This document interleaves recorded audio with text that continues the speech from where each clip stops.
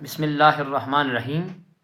ایک صحابی حضرت قبیصہ بن محاذق رضی اللہ تعالیٰ عنہ حضور علیہ الصلوۃ والسلام کی بارگاہ میں حاضر ہوئے تو آپ علیہ السلام نے پوچھا کیسے آنا ہوا؟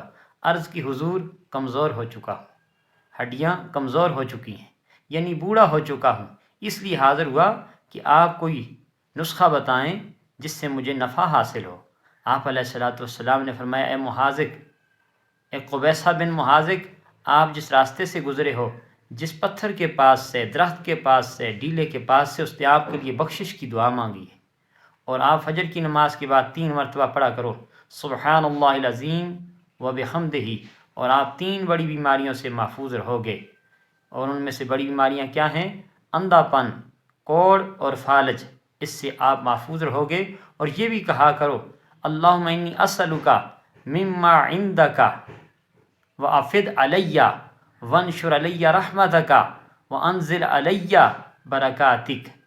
اے اللہ، میں ان نعمتوں سے مانگتا ہوں جو تیرے پاس ہے، اور اپنے فضل کی مجھ پہ بارش کر، اپنی رحمت مجھ پہ پھیلا دے، اور اپنی برکت مجھ پہ نازل کر دے۔